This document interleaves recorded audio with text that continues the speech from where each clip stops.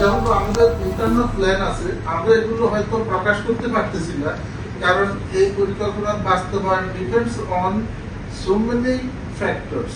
যেসব ফ্যাক্টরগুলো একাধিক যদি আপনার ক্লিক না করে, তাহলে হয়তো আমরা 1.5 বছর না 2 বছর লেগে যেতে পারি।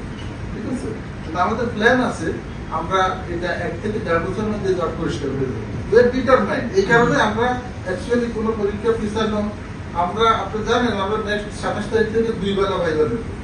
সন্ধ্যার পরেও আমাদের ভাইবার কার্যক্রম চলতে থাকবে, সেই লক্ষ্যে আমরা অবসর করছি।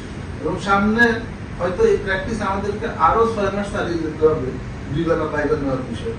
আপনারা বুঝতে পারবেন যদি আপনারা ওয়াচ রাখেন যে পিএসসির অ্যাক্টিভিটির জন্য, তাহলে দেখবেন যে আস্তে আস্তে 3-4 মাসের মধ্যে আপনারা দেখতে পাবেন যে খুলতেছে। ঠিক আছে, এবং এটা শেষ হবে I believe within 12 or 18 months. Thank you. আমি একটু অ্যাড করতে চাই, সেগুলো দেখেন নিজেদের লিস্টে সেপারেট আমার নাম ডক্টর আমিনুল ইসলাম, আমি মেম্বার এসি। আমাদের সেটা দেখেন যে কথা বলে যে একাধিক স্টেপ হলে তো সামনে আর আদার ফ্যাক্টরস যেমন রোজা, ঈদ, পরীক্ষা সেন্টার পাওয়া, তারপরে আমাদের প্লেস পাওয়া, অনেক প্লাস এক্সামিনার পাওয়া, খাতা যে দেখাবো, খাতা দেখানোর জন্য আমরা তো খাতা দেখবো না, খাতা দেখবো বিভিন্ন কলেজের ইউনিভার্সিটির প্রফেসর সাহেবরা, ওনাদের সময় পাওয়া, সব এতগুলো ফ্যাক্টরের সাথে জড়িত। এইগুলো মিলিয়ে আমাদেরকে আমরা সেখানে যে একজাক্ট টাইম ফ্রেমটা আমাদের বলার খুব কঠিন, বাট আমরা সবগুলোকে অ্যাড্রেস করে আমরা এগোতে চাচ্ছি। এখন দিয়ে দিতে পারছি না এখনই যে কারণে, বিকজ আমাদের এখানে একটা রিসার্চ চলমান। রিসার্চটা কিসের উপর হচ্ছে? রিসার্চটা হচ্ছে যে আমাদের ক্যাডার সার্ভিসে এখানে আপনার কোর কম্পিটেন্সি, স্যার যেটা এর আগেও বলেন, কোর কম্পিটেন্সিটা কি কি প্রয়োজন হয়। বর্তমানে একজন প্রার্থী 4-5 বছর ধরে একটা সিলেবাসের এগেইনস্টে যখন সে নিজেকে প্রস্তুত করে, গবেষণাটা চলছে, এই প্রস্তুতি তাকে তার কর্মক্ষেত্রে সিভিল সার্ভিসে অথবা বাইরে যে সে যখন সরকারি এই জায়গাতে চাকরি পাচ্ছে না, বাইরেও তাকে সিলেবাসটা কতখানি উপকার দিচ্ছে। তো সেটার আলোকে করতে এই যে গবেষণাটা যেহেতু চলছে, তাই আমরা সিলেবাসটা এখনই দিয়ে দিতে পারছি না বা রূপরেখাটাও দিতে পারছি না। আপনারা জানেন যে কোনো গবেষণা একটু তো সময় লাগে, তো এই গবেষণাটা চলমান। আমরা টার্গেট করেছি, আমাদের ইনিশিয়ালি ইচ্ছা ছিল আমরা এটা আমাদের যেটা 47 সেটা থেকেই পারবো কিনা, কিন্তু জটের লোডটা এত যে মেজর যে ট্রান্সফরমেশন, এই জটের লোডটাতে আমরা মনে হয়েছে যে ওখানে আনতে গেলে, কারণ আমাদের প্রার্থীদেরকেও সেই আলোকে তৈরি করার ব্যাপার আছে, তাদেরকেও তো যথেষ্ট সময় দিতে হবে নতুন সিলেবাসের আলোকে প্রস্তুতির জন্য। তা না হলে হয়তো যদি গবেষণা লব্ধ এটা না হতো তাহলে হয়তো অনেক আগে এগিয়ে দেওয়া যেত। নাজমুল ভাই যেটা বললেন, তার মানে সিলেবাসে আমাদের যে সাবজেক্টগুলো আছে তার সাথে আমাদের লক্ষ্যটা হচ্ছে এই নতুন সিলেবাসের আলোকে যখন প্রার্থীরা নিজেদেরকে তৈরি করবে, সে কেবল সিভিল সার্ভিসের না, বরং গ্লোবাল নিড অনুযায়ী গ্লোবালি যে কোনো জায়গায় যে সে যেন একজন কর্মদক্ষতা একজন যোগ্য প্রার্থী হিসেবে যে কোনো ফিল্ডে নিজেকে প্রমাণ করতে পারে। যে কারণে যে অ্যাসেসমেন্ট সেন্টার সাথে এটার সাথে রিলেটেড, যে অ্যাসেস করবে তাকে অ্যাসেসমেন্টের এগেইনস্টে প্রার্থী যখন নিজেকে তৈরি করবে, সেই কারিকুলামও তাকে দিয়ে দিতে হবে। সো এটা একটা বড় প্রজেক্ট। এবং আবারও আপনাদের ওই প্রশ্নের আমি যেটা বলছি যে আমাদের ওয়েব পেজে ইনশাআল্লাহ ধাপে ধাপে আপনারা দেখবেন সমস্ত ইনফরমেশন গুলো ওখানে চলে আসছে, কাজের অগ্রগতি এবং কোথায় যাচ্ছি কিভাবে দেখতে পাচ্ছি। আমার মনে হয় যে আপনি যে প্রশ্নটা করেছেন 1 বছরে কবে থেকে পারবো, 47 থেকে 47 আমার মনে হয় পুরোপুরি না করলেও কাছাকাছি পৌঁছে যাবো ইনশাআল্লাহ। এবং আমাদের একজন স্পিকার সদস্য বলেছেন যে আমরা আমাদের ইন্টারনাল প্ল্যান এগুলো হয়তো আরো ডিটেইল আপনাদেরকে জানাবো পরে। আমরা 1-1.5 বছরের মধ্যে আমরা চেষ্টা করবো এই জব থেকে বের হওয়ার জন্য। এটা আপনাদেরকে জানিয়ে রাখলাম, আমাদের স্টেক হোল্ডারও জানো আমাদের ইন্টারনাল প্ল্যান আছে এবং বিস্তারিত আমরা জানাবো পরে। আমরা একটা পদ্ধতিতে আগানোর কথা ভাবছি, যেটা ডিটেইল আমি এখন আপনাদেরকে দিচ্ছি না, কিন্তু আমরা এটা নিয়ে কাজ করে যাচ্ছি এবং আমরা জানি যে সামনে আরো বিসিএস আসবে। আপাতত আমাদের কাজ হচ্ছে যে এখনকার যে জবগুলো আছে সেগুলো থেকে বের হওয়া এবং ভবিষ্যতে এমন একটা জায়গায় রেখে যাওয়া যাতে জব আর তৈরি না হয়।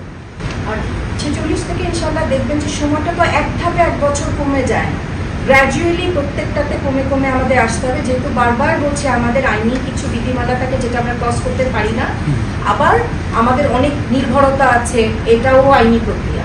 তো সেই জন্য আমরা ধাপে ধাপেই যাবে, আপনার দৃশ্যমান হবে সামনে। একটা জিনিস খেয়াল করেন, সেটা হচ্ছে যে জট যেটা বলছি আমরা, জট কিন্তু আগামীতে যে আসবে তা জট নয়, রেগুলার জট হচ্ছে কেবলমাত্র আমাদের পেছনে যে দিয়ে আমাদের সামনে এখন এসে দাঁড়িয়েছে সেটি জট, আমরা ওটা মেলানোর চেষ্টা করছি। তবে একটা কথা মনে রাখতে হবে আমাদের সবাইকে, যে আমাদের সবকিছু আমরা যে পরিকল্পনা এবং সময় দিয়েছি সেটি সবকিছু যদি ঠিক থাকে, মাইন্ডিক আমরা কিন্তু এই কথাটা সবসময় বলি, যদি সবকিছু ঠিক থাকে তাহলেই এটা সম্ভব, যদি ঠিক না থাকে ওইভাবে হয়তো পিছিয়ে যাবে।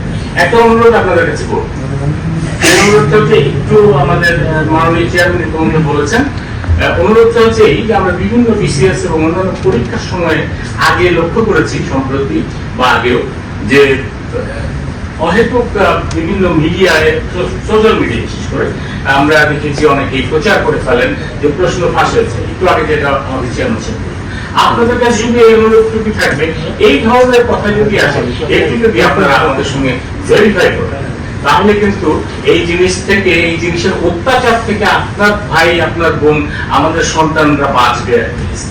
এটা এক ধরনের বিরাট রকমের চাপ তৈরি হয় তাদের উপরে, যা ঘটেইনি তা ঘটিয়ে ফেলেছে। তো দয়া করে এইটুকু আপনাদের কাছে আবেদন থাকবে, আপনারা দয়া করে আমাদেরকে সাহায্য করবেন, আমাদের অফিস খোলা থাকবে আপনাদের জন্য। আমরা বিজিপিএসসি নিয়োগ পরীক্ষার কোন প্রশ্ন ছাপাবো না, সুতরাং বিসিএস এর প্রশ্ন আমরা ছাপাবো। এর চাইতে যেটা সিকিউর, এর চাইতে যেটা রিলায়েবল, এর চাইতে যেটা ট্রাস্টওয়ার্দি, সেরকম ছাপাখানা আমরা ছাপাবো। আমি সেটা বলবো না কোথায়, আমরা খুঁজে বের করবো বা করেছি বা করতে পারি। বিজিপিএসসি ছাপানো হচ্ছে না, সেটা তো আমি আমাদের ওয়েব পেজে আমরা দিয়েছি, যে এটা যে কথাটা কেউ কেউ দাবি করেছে যে বিজিপিএসসি ছাপানো প্রশ্নে ছাপাইনি, আর বিজিপিএসসি তো ছাপানো বই না, সেই সিদ্ধান্ত আমাদের অনেক আগেকার নেয়া। ধন্যবাদ। স্যার মাফিদ বলছিলেন যে এটা একটা প্রস্তুতি প্রয়োজন হয়। আমরা সিদ্ধান্ত নিয়েছি এখন যেটা হবে যে একটা ওই বিধির পরিবর্তন প্রয়োজন হবে।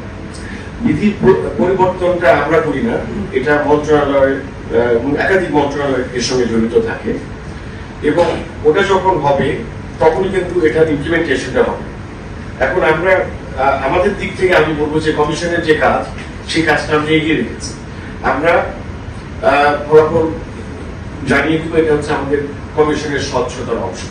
এবং এইটুকু আরো বলতে চাই স্পষ্ট করে যে যে যে জায়গায় স্বচ্ছতা আনার প্রয়োজন, পরীক্ষা সংক্রান্ত বা নিয়োগ সংক্রান্ত কাজে, সব ক্ষেত্রে আমরা স্বচ্ছতা আনবো। আমরা কোনো লুকোচুরি করার কমিশন না, আমরা মিথ্যে বলার কমিশন না, আমরা আপনাদের কাছে পরিষ্কার করে তুলে ধরবো, যে ব্যর্থ যদি হই সেটাও বলে দেবো যে এটা পারিনি, বলেছিলাম, বাট লুকোচুরি করার কমিশন না। That's for sure. আমরা যেটি করতে চাই সেটা হচ্ছে যে খুব সুন্দরভাবে যাতে করে ছাত্র বান্ধব প্রতিষ্ঠান হিসেবে পাবলিক সার্ভিস কমিশনের ট্রান্সফরমেশন হয়, আমরা সেটা নিশ্চিত করতে চাই, এবং সেই জন্য আমরা কাজ করছি। একটা পরীক্ষা বাতিল করেছি আর এটা করিনি, তাহলে বাতিল করেছি এবং আরেকটা করিনি না করার পেছনে কারণটা কি হতে পারে? এক, আমরা যখন সন্দেহাতীত ভাবে প্রমাণ পাই যে একটা পরীক্ষায় প্রশ্ন ফাঁস হয়েছে, সেটা আমরা নিশ্চিত, তখন আমরা সেটাকে করতে পারি। কিন্তু যদি একটা বিষয়ে প্রশ্ন ওঠে কিন্তু আমরা সন্দেহাতীত ভাবে প্রমাণ করতে পারি না, এখনো পারিনি, যেটা সিআইডি তদন্ত করছে, এবং আমরা কিন্তু তখন যা ধরে নেন যে আমি সিআইডি যে তদন্ত করছে সেটা নিয়ে আমরা আমার মনে হয় যে বেশি কথা না বলা ভালো। বাট আমরা কেন সেটা নিয়েছি বা বাতিল করতে পারিনি, বিকজ আমাদের কাছে যথেষ্ট প্রমাণ, বাতিল করার মতো প্রমাণ থাকলে আমরা করতাম, বিয়ন্ড রিজনেবল ডাউট যদি থাকতো, বিকজ এই কমিশন কিন্তু 5ই আগস্টের পরের কমিশন। সুতরাং আপনার যে প্রশ্ন উত্তরটা যদি আমি দেই, যেই আপনি যাদেরকে বলছেন যে ঠিক আছে 10,000 প্রার্থী কি প্রশ্নকে আপনাদের মনে হয় যে ওনারা সুযোগ পেয়েছিলেন, আমি ধরে নিলাম 10,000 সুযোগ পেয়েছে, তাহলে বাকি 10,000-এর রাইট হয়তো বা ক্ষুণ্ণ হয়েছে আমরা মনে করি। সেই 10,000-কে আমরা সুযোগ দেওয়ার চেষ্টা করেছি, আমরা তাদেরকে নিয়ে আসার চেষ্টা করেছি আমাদের শাকুনের মধ্যে। এটা কিন্তু একটা বিষয় মনে রাখতে হবে, এটা কিন্তু একটা স্ক্রিনিং, প্রিলিমিনারি একটা স্ক্রিনিং মানে প্রসেস। এই স্ক্রিনিং প্রসেসে আমরা আমাদের এখানে নম্বর যোগ হয় না। এরপরে দুটো হার্ডেল থাকে, এক রিটেন, এরপরেটা হচ্ছে ভাইভা। সুতরাং যারা প্রশ্ন যদি পেয়েও থাকে, আপনার কি মনে হয় না যে আমাদের যে আরো দুটো হার্ডেল আছে, বা রিটেন পরীক্ষায় তাদের উত্তীর্ণ হতে হবে, সুতরাং তাদেরকে যোগ্য যারা তারা প্রমাণ করেই আসতে হবে, আসলে তাদেরকে ওই দুটো হার্ডেল পার হয়েই আসতে হবে। সুতরাং আমার কাছে কেন যেন মনে হয় যে আপনি যেটা বলছেন যে আমরা 10,000 এডিশনাল নিয়েছি, ইয়েস, আমরা যেহেতু বিয়ন্ড ডাউট আমাদের কাছে এটা প্রমাণিত হয়নি, এবং আমাদের কাছে যেটা মনে হয়েছে যে আমরা আমাদের সামনে আরো দুটো হার্ডেল আছে, যেগুলোর মাধ্যমে হয়তো বা প্রপারলি আমরা চূড়ান্ত যে সুপারিশ করার আগে তারা কিন্তু তাদেরকে আমরা অ্যাসেস করার সুযোগ পাচ্ছি, সেই কারণে আসলে নেওয়া হচ্ছে। আর যখন একটা জিনিস আপনি মনে করেন যে 10,000 যারা প্রথমে সুযোগ পেয়েছে তাদের মধ্যে যদি 5,000 ধরে নিই আমি, যারা নাকি একেবারে নিরপরাধ, কোনো প্রশ্নপত্রের সঙ্গে জড়িত, আমি কথার কথা বলছি, তর্কের খাতিরে বলছি, সো তাদের রাইটটা কি আমি খর্ব করতে পারি? যদি আপনি একজনও নির্দোষ না হয়, তাহলে তাকে কি আপনি পানিশমেন্ট দিতে পারেন? এটা আইনের মধ্যে বোধহয় এটা দেওয়া যায় না। আর এটা প্রমাণিত হয়নি, যেহেতু একটা বিষয় একটু বলে নেওয়া দরকার। এখন এটা সিআইডি তদন্ত করছে, সিআইডি তদন্তে যদি দোষী বের করতে পারে সিআইডি, এবং তখন যেই মুহূর্তে তারা দোষী সাব্যস্ত হবে তৎক্ষণাৎ তাদের বিরুদ্ধে ব্যবস্থা নেওয়া হবে, তাদের চাকরি চ্যুতি হবে নিশ্চয়ই। সুতরাং আমার মনে হয় না যে এখানে ভুল বুঝাবুঝি কোনো অবকাশ আছে।